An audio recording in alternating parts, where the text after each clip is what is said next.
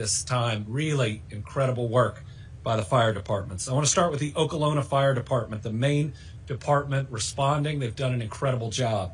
The Louisville Fire Department, the Louisville Airport Fire Department, Fern Creek Fire Department, Pleasure Ridge Park Fire Department, Fairdale, Anchorage Middletown, Jeffersontown, Zoneton, Mount Washington, Nichols, Lebanon Junction, Southeast Bullitt, LaGrange, Simpsonville, Lexington Fire Department, Bardstown, and Shepherdsville Fire Department. In addition, extra foam to fight the fire came from the Lexington Airport, from CVG, and from Bardstown. In total, over 50 trucks responded. Again, a surge of resources to respond to a very significant explosion and fire. But what that does is it means that all of those available resources are pushed to the site. But through careful planning and through more efforts, we made sure we backfilled the departments that were at the scene. So we want to thank the following fire departments for backfilling to make sure that everyone else was protected during the surge of resources. We want to thank the Vine Grove Fire Department, West Point, Simpsonville, Shelby County. I want to thank other first responders that include the Kentucky National Guard, Kentucky Office of Homeland Security, Louisville EMA, the Airport Police Department, Louisville Metro Police Department, Jefferson County Sheriff's Office, St. Matthews Police Department, Shively Police Department, Kentucky State Police, Louisville Metro EMS, the Metro Sewer District, Louisville Gas and Electric, Kentucky Emergency Management, Kentucky Emergency Management Urban Search and Rescue Task Force 1, Kentucky ERC-ERT, the Jefferson County Emergency Management, the Jefferson County Coroner, the National Weather Service, the FBI, and there are more. There have been over 200 first responders that were on the scene last night, and there is a significant amount of resources in the search and rescue, and ultimately what is probably by now the recovery effort that is occurring. I want to thank everybody who was working overnight when it was dangerous, when there was other flammable or explosive materials, but they were searching for survivors and to locate any bodies to try to give families the closure that they deserve. As of this time, we can confirm that there have been that number will grow by at least one. We hope it doesn't grow by too many more. I believe by this afternoon we'll have a pretty good grasp of both the number of fatalities and, if there are any, the number of missing persons that we're still looking for. Remember, there's a Victim Family Reunification Center at the Louisville Metro Police Training Academy, which remains open. That address is 2911 Taylor Boulevard. As of last night, there have been 16 different families there. I think the mayor's providing an update where that number may now have shrank. At least information I'm getting is those families may not line up with the hospital patients, which means we've got to continue to search that site, hope and pray for the best, but know there may be more loss of life that we're going to learn about today. 2 businesses were directly impacted: Kentucky Petroleum Recycling and Grade A Auto Parts. Thankfully, a local restaurant that is right there that we had great concern would be impacted and we would lose whoever was in it, was missed and now is helping the search and rescue. We're grateful for them. Another blessing is this plane could have potentially hit the major Ford factory or the convention center. Those are all close by and did not. The radius for the shelter in place has been significantly reduced.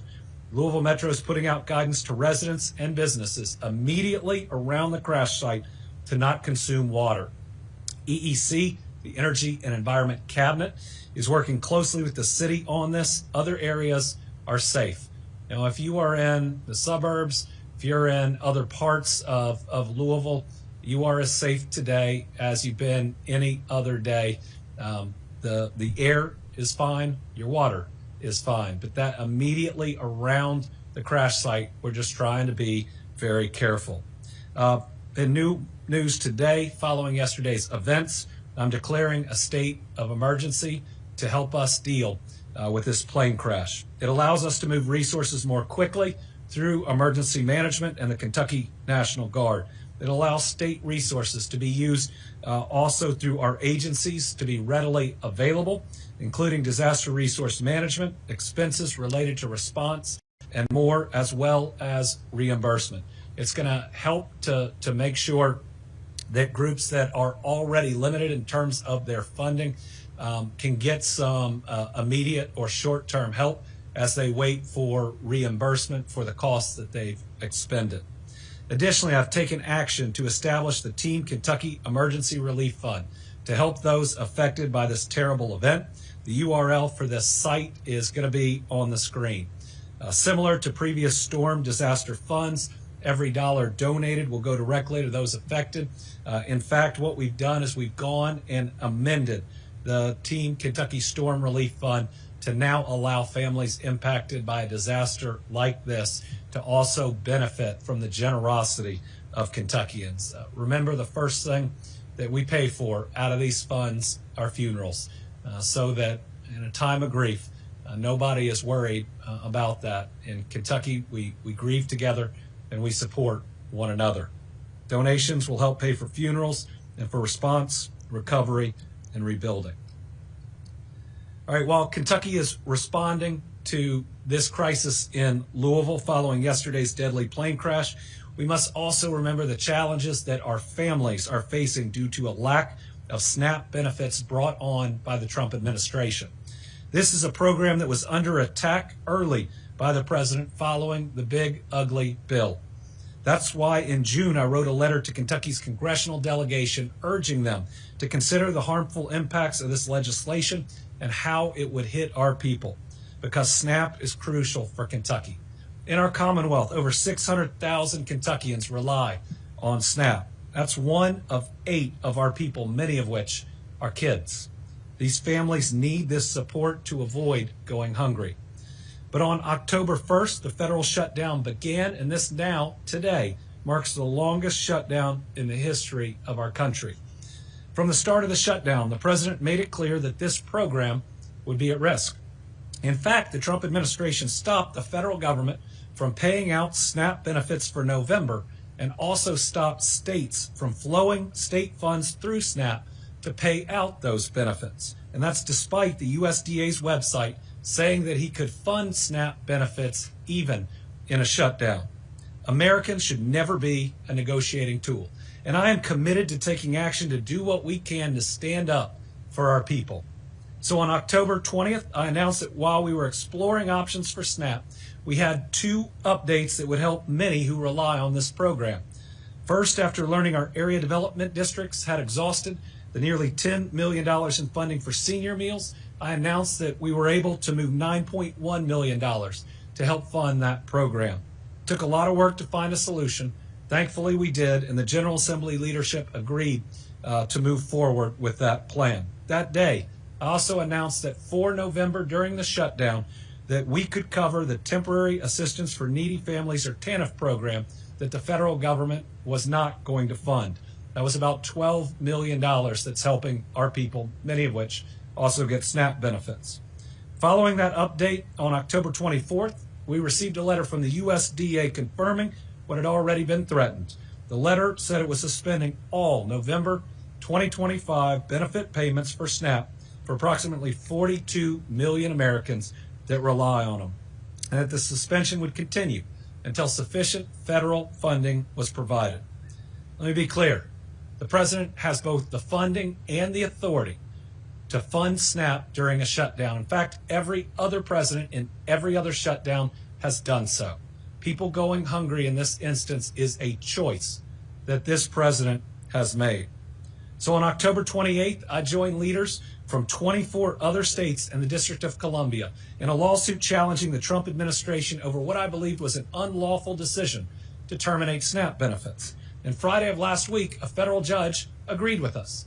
They said the president had to either partially or fully fund SNAP for this month and moving forward as long as funds were available. And separately, in a different lawsuit brought by cities, a court said the president needed to fully fund SNAP benefits. But knowing it would still take time for the benefits to roll in, and knowing what the delays were going to be, and being worried that the president would do what he has announced, only partially fund SNAP. I signed an executive order directing $5 million to Feeding Kentucky food banks.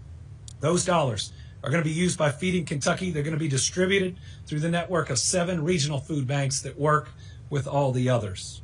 Together, these food banks and their nearly 900 local partner agencies, food pantries, soup kitchens, and community programs serve all 120 counties. Only yesterday did our Cabinet for Health and Family Services receive the guidance from the USDA that partial payments will be made, though that came around the same time President Trump posted on Truth Social saying SNAP benefits wouldn't go out. And that's a nice tamed down summary of that post. But today we've received confirmation from the federal government that they will begin processing payments tomorrow. Kentucky is ready, willing, and able to work around the clock as quickly as possible once funding is received. It's important to remember SNAP benefits are typically staggered through the month, and therefore payments will be too. But I can assure you our teams will be working day and night to make it happen. But knowing the benefits aren't there yet, and recognizing the strain on families and on food banks who are stepping up more than usual, I'm taking another step today. I have authorized the Kentucky National Guard, the best guard in the country, to assist in staffing food banks as needed. What this means is that every dollar we're providing to the food banks can go towards purchasing the food, and that we can provide the extra staffing that's needed as they see a surge of families coming in. It'll help ensure Feeding Kentucky and their partner food banks can focus on distributing meals without the hardship of finding additional staff. As the federal shutdown continues, we're also thinking about all the ways that federal workers face hardships, and we're doing what we can to help. One way we're doing this is by urging insurance providers to continue coverage for federal workers so they don't lose that coverage. More than 23,000 Kentucky families are experiencing a loss of income due to the shutdown, something that is no fault of their own. Remember, many have not been paid since mid-October. It's incredibly unfair for them to fear losing coverage on top of concerns about paying rent or groceries or doctor's appointments. In a bulletin we released yesterday, we encouraged insurers to implement the following protective measures for policyholders who are federal employees. Number 1, postpone or withdraw termination of coverage notices that have occurred during the shutdown. Continue that coverage for those federal workers with unpaid premiums for at least another 30 days or 30 days after the shutdown ends. Give our people the time to receive their paychecks and make their payments. Number 2, I'm also asking for federal employees to have more time to make payments on premiums and other charges. Insurers are allowed to extend payment periods for Kentuckians in this type of situation. That way our federal employees can still get services during the shutdown and have more time to pay. I'm also asking for these companies to allow more time for repairs, giving Kentuckians more time to pay for necessary repairs. So if during a routine home inspection an insurer notes a problem with the roof, the insurer will usually give a time frame that the Kentuckian has to make repairs to that roof. If the repair isn't made within the time frame, the policy's canceled, and that Kentuckian now doesn't have coverage. We know that it's unfair at a time when people aren't receiving a paycheck through no fault of their own to lose coverage for a repair that they don't have the dollars to pay for. So we're asking for those repair times to be extended. Kentuckians with a loss of income due to the shutdown who are threatened with policy cancellations can contact the Department of Insurance for more information. Additionally, the National Flood Insurance Program stopped writing new policies on October 1st due to the shutdown. This could have an impact on prospective homeowners whose mortgage company requires flood insurance to complete their purchase of a new home. To assist these buyers, the Department of Insurance has compiled a list of surplus lines of insurance that offer flood insurance coverage and a list of brokers who sell the insurance. Anybody who needs flood insurance can contact DOI's Consumer Protection Division for additional guidance. The screen for those relief programs. So please, are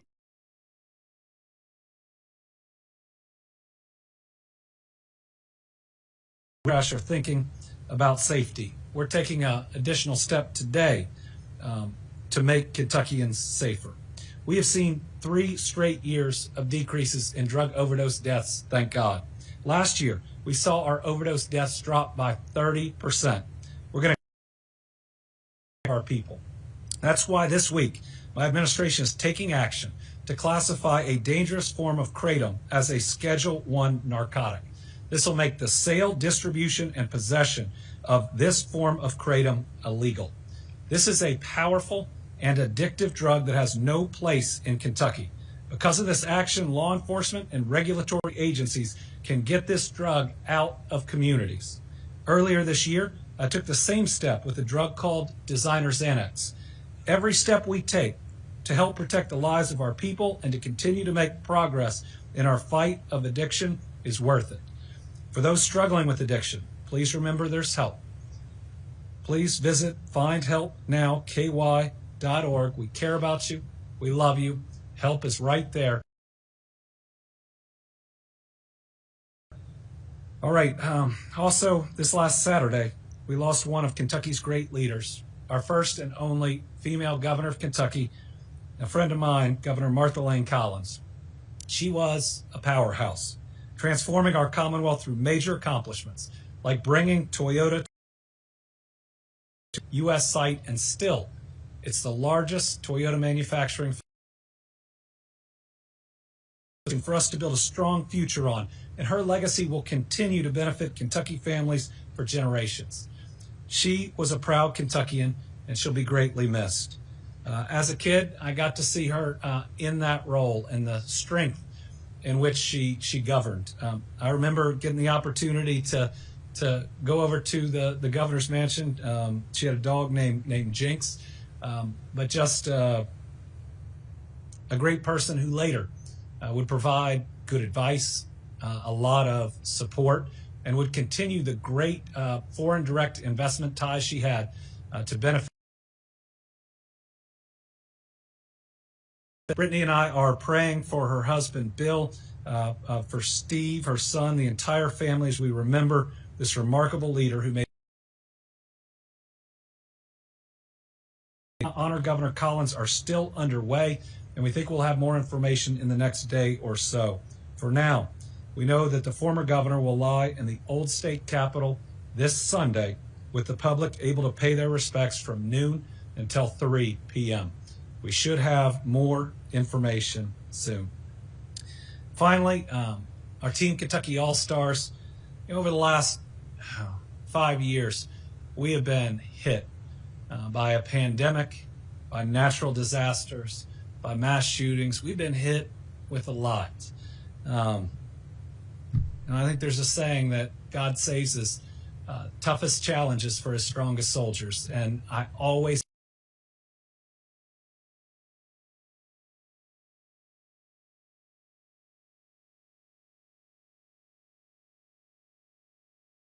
immediately after, we always see the best of the best. After enduring flooding, that's neighbors carrying neighbors to safety. And certainly during this disaster, during this plane crash, it was a surge of brave, of well-trained, and of skilled first responders that took on a raging fire and have rendered the area so much safer in a very short period of time. They show everybody that you can come from, 15, 20 different fire departments, different groups, and you can work together seamlessly. 50 different fire trucks putting out the flames and then bravely walking through a dangerous area, going from what used to be a building to another what used to be a building, trying to find people. I got to watch the footage from the helicopter in real time, while that fire was still going on, of brave men and women moving through the area, trying to find people that needed help. So listen, our Team Kentucky All-Stars today and every day are all these first responders, both at the site and who do the planning and the execution off-site. The Louisville group, emergency management, everybody they work with, all on a first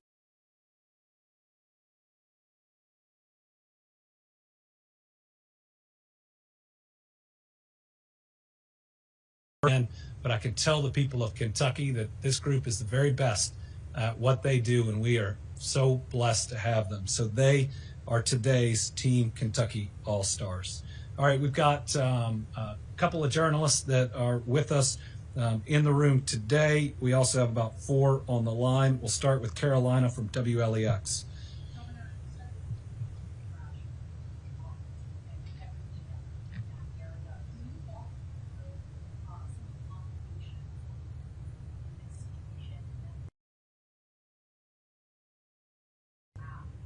Yeah. So right now, we are tracking 9 fatalities. Will grow by at least 1. There were 3 crew members, and we don't have confirmation. We're very worried about each of those. Individuals, if not 7, outside of the crew that were impacted. When you look at where the plane hit, thankfully it missed that restaurant. And by the way, they've opened up their restrooms in their facility for first responders. Asked about having your facility and everybody inside wiped out.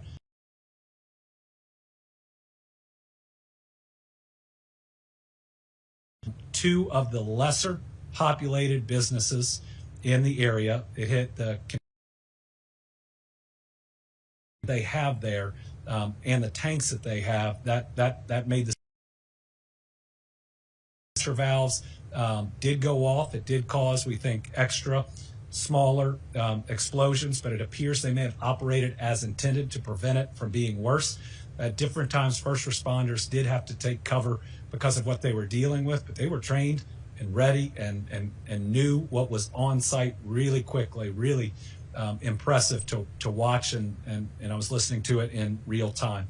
It then hit, I think it's called Grade A Auto Parts, which isn't just a store, it's more of a large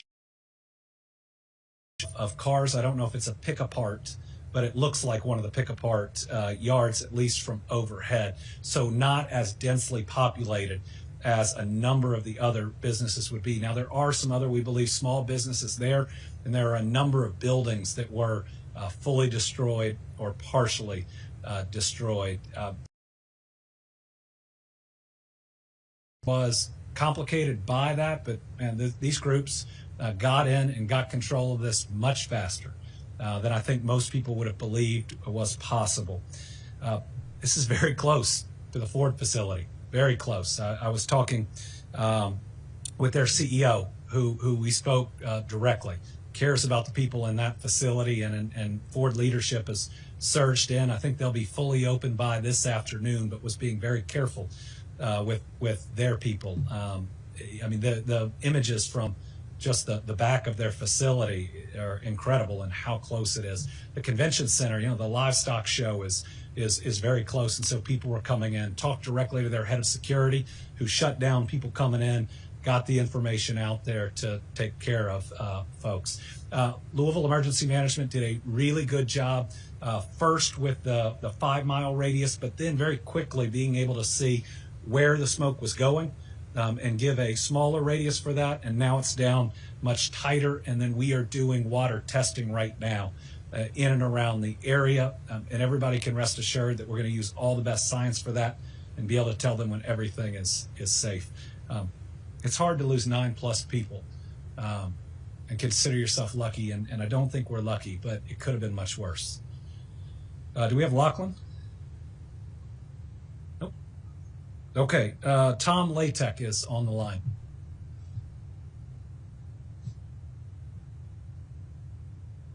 Thank you, Governor. I had to jump and get the unmute button there. I would like to hear your take on the election results in New York, New Jersey, and Virginia, and what you think that might lead the 2026 midterms to. Well, as vice chair of the Democratic Governors Association, I'm very proud that last night we went 2 for 2, and they weren't close. Our gubernatorial candidates both made history. One flipping Virginia, becoming the first female governor of Virginia, winning by, I think, 15 points more than projected. And then Mikey Sherrill in New Jersey becoming governor. This is the first time there's been 3 consecutive Democratic gubernatorial terms in 60 years. Neither of these races were easy. I certainly was directly involved in very significant ways in both of them, but most of the credit should go to those 2 candidates who are great leaders. And the thing that I'm excited the most is that they will govern well. But what you saw across the country were Democrats winning in city council races in South Carolina, statewide PSC races in Georgia. You saw the New York race and many others. And I think it says 2 things. Number one, the American people are so concerned about the American dream slipping away. They are looking for candidates that are focused on their everyday concerns and needs, and that starts with their job and whether they can afford what they need to feed their family, maybe take them on a vacation every once in a while, the ability to afford that next doctor's appointment, to be able to travel safe roads and bridges, to know the school they drop their kids off at is a quality school, and they want to feel safe in their neighborhoods. That's where the Democratic candidates were. That's how they ran, even across different parts of a political spectrum. That's what people were promising. And, you know, I'm putting it out there. I don't want it to be a secret because I think Republicans, independents, all those candidates should be running the same way. And maybe that's a way to heal the country, to bring everybody back in, to make these issues nonpartisan, and then not to move to the right or the left, but to move forward. But I think the other thing we saw was a very clear statement that politically, President Trump has been a failure in his first year of his second term. The president was involved in and lost the Wisconsin Supreme Court races. He was involved in and lost both of these governor's races. He even endorsed a non-Republican in the mayor's race in New York and lost. So I hope that this gives courage to people who've lacked it in Congress to do their jobs again. I'm not asking them to be a Democrat or an independent. I'm asking them to be a separate branch of government that believes in checks and balances and restores lawfulness to Washington, D.C. Just do your job. There's not a political advantage to not doing your job, and the people of the United States are watching. Okay, we've got WLKY. Okay, we have Sylvia Goodman.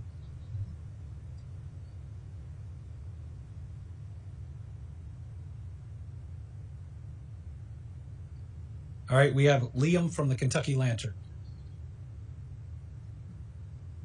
Hi, Governor. Can you hear me? I can. Great.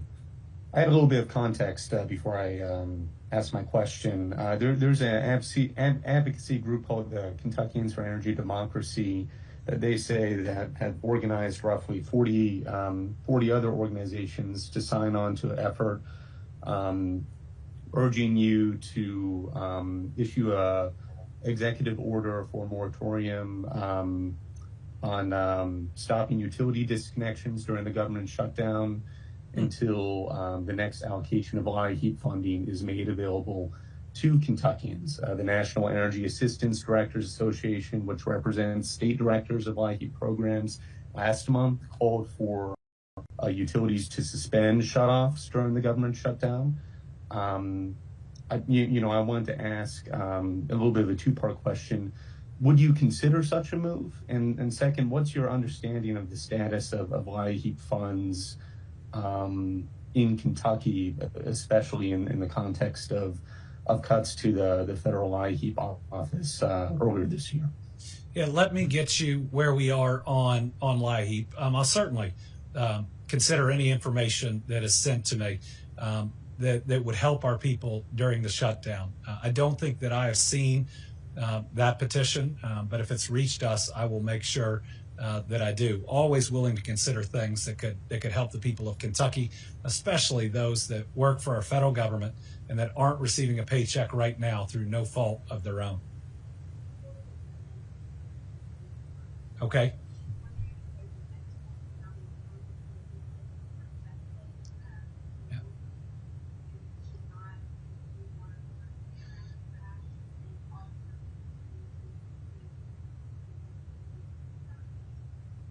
of what's the last?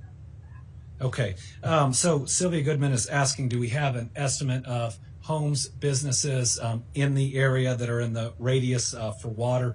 I believe Louisville Emergency Management is putting out that information directly, both on social media and working to do it directly. Now, this is not a densely populated residential area.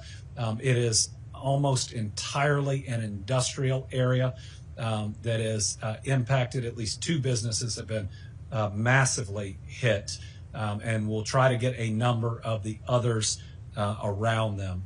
Certainly, we've got enough people on the scene where we ought to be communicating directly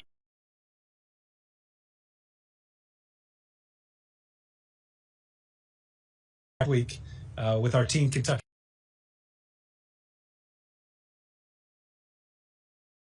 Week then, and a double dose of good news will be something that we all deserve by that time. Please pray for these families.